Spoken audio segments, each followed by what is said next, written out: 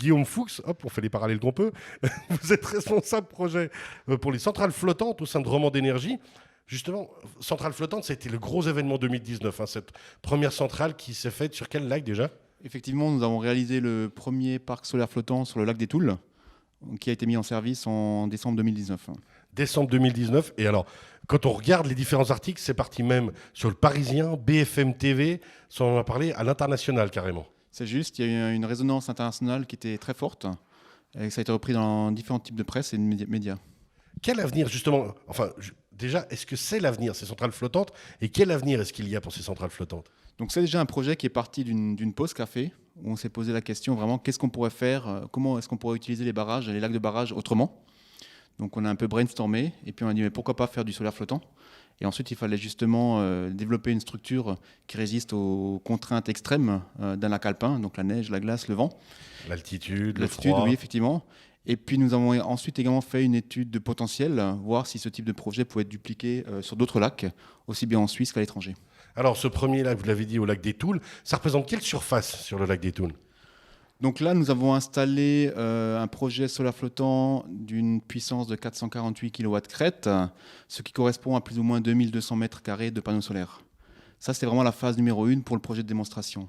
Maintenant, nous sommes vraiment dans l'évaluation technique et financière, à savoir est-ce que nous allons dupliquer ce projet, l'agrandir au lac des Toules et également le dupliquer sur d'autres lacs. Alors justement, est-ce qu'on peut le mettre sur n'importe quel lac? Est-ce que ça peut se faire partout? Comment ça se passe? Partout non, parce que justement dans notre étude de potentiel, nous avons déterminé différents critères. Le premier critère, il faut que le lac ne se situe pas dans une zone de protection de la nature. Il faut que l'accès routier soit également relativement bon pour pouvoir accéder au lac avec des camions, avec des machines également.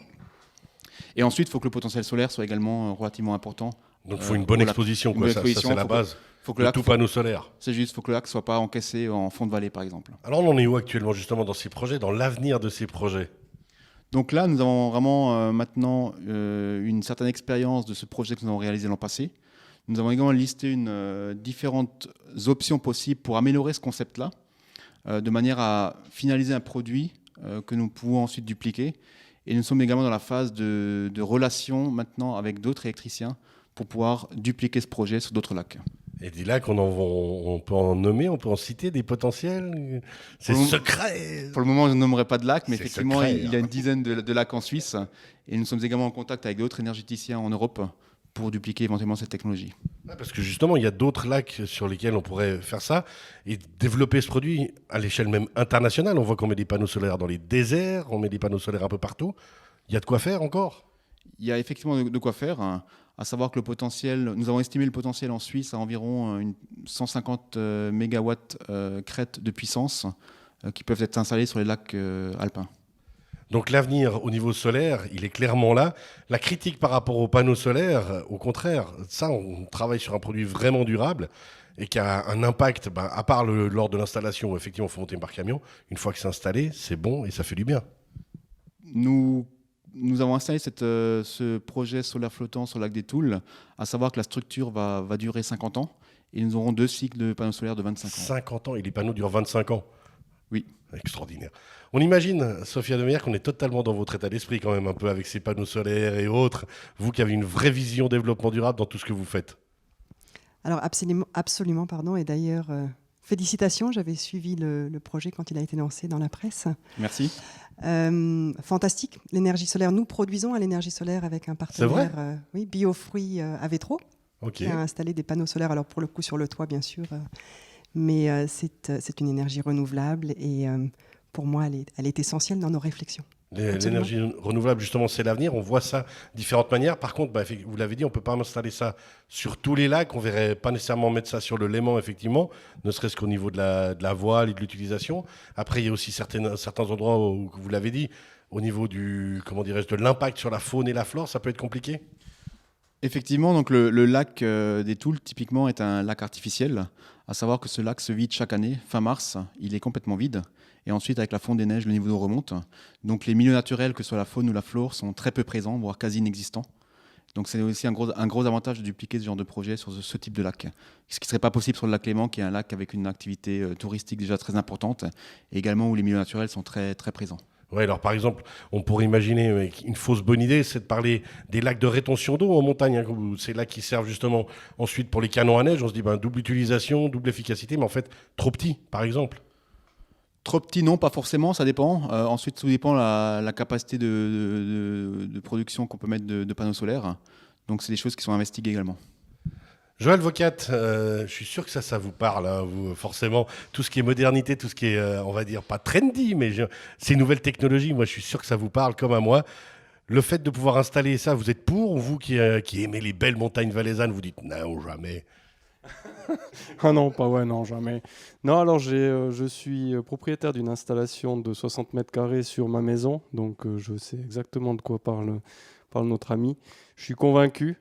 Après, c'est clair que pour un privé, il faut réfléchir au maximum d'autoconsommation. C'est-à-dire que quand on met une grosse installation solaire, il faut que ça serve aux besoins du ménage et pas à réinjecter dans le réseau. Mais ça, c'est plutôt une problématique, on dira, locale. Mais bien sûr qu'on soutient tout ce type d'initiative. Et puis finalement, les lacs sont là. Par contre, moi, j'avais une question. C'est que tout à l'heure, vous disiez que le lac se vidait au mois de mars, ou il se vidait à un certain moment. C'est-à-dire que concrètement, les panneaux, enfin les structures descendent sur le fond, et puis après, elles remontent avec le niveau ?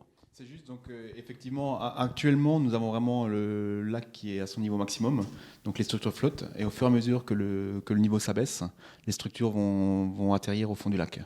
Donc ça veut dire que la surface du lac, au fond, elle doit être identique à celle du sommet, si on veut bien ? C'est-à-dire que ce qu'on appelle le tapis flottant est vraiment centré au milieu du lac, de manière à ce qu'il ne puisse pas se déplacer avec des ancrages et des chaînes. Et puis j'ai encore une question, parce que c'est vrai que chez Télédis, on vend aussi des solutions, pas ce type de solution-là, mais également des panneaux solaires pour plutôt des clients ménages ou des industries. La rentabilité des panneaux solaires dans ce genre de lac par rapport à en plaine, est-ce qu'il y a une différence ? Donc nous, comme je l'ai mentionné avant, c'est vrai que nous sommes sur un business plan plutôt sur 50 ans, étant donné que la structure flottante, nous l'amortissons sur 50 ans, avec 2 cycles de panneaux solaires de 25 ans. Et nous arrivons quasiment au même prix au kilowattheure à la fin, avec ces 2 cycles-là, parce que le potentiel solaire en milieu alpin est très élevé. Nous sommes à 1800 kWh par kilowatt crête, ce qui correspond à plus 50% par un projet solaire en plaine. Donc ça représente combien de ménages ? Est-ce qu'on peut citer en nombre de ménages ? Donc le projet de démonstration que nous avons installé l'an passé au lac des Toules a une puissance de 448 kW crête, ce qui correspond plus ou moins à 800 MWh de production, ce qui correspond environ à 220 ménages. C'est génial quand même. Ça veut dire que si on a encore le potentiel de 10 lacs du même genre, ça fait 2000 ménages. Alors des fois, ça paraît pas grand-chose, mais cumulé à toute la production qu'on a, c'est parce qu'il faut vraiment voir ça comme une globalité. Hein, l'énergie solaire et les énergies renouvelables, c'est une globalité, c'est un travail d'équipe en fait. C'est les 3 mousquetaires, c'est un pour tous, c'est tous pour un. C'est juste, c'est vrai qu'il y a le potentiel solaire, il est très important, que ce soit aussi bien au niveau des petites habitations, des grandes toitures, mais également les grandes centrales, les centrales décentralisées comme le lac des Toules. Joël Pasquier, qu'est-ce que vous pensez de tout ça ? Vous aussi, vous parcourez régulièrement les montagnes. Vous êtes un athlète hors pair qui connaissait par cœur tous les sommets.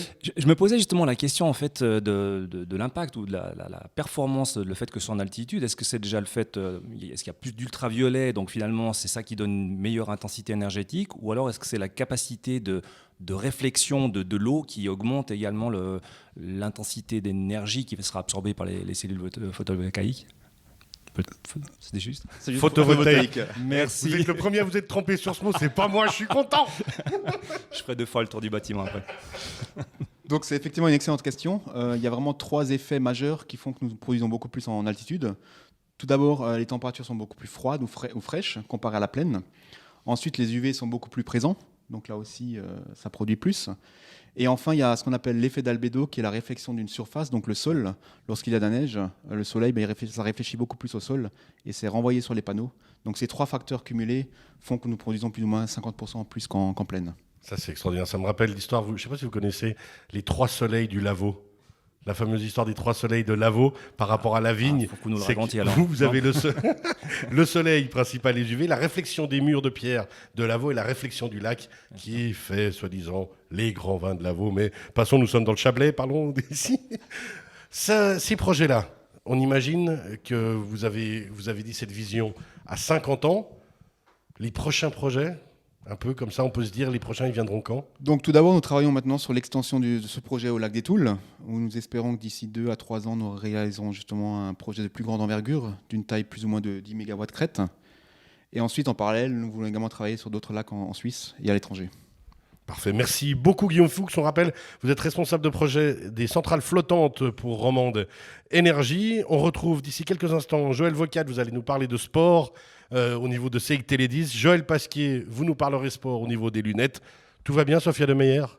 Magnifique. Ça vous convient pour l'instant? La thématique est belle, la compagnie aussi, ça me va très bien. Magnifique. On se retrouve d'ici quelques instants. Merci beaucoup.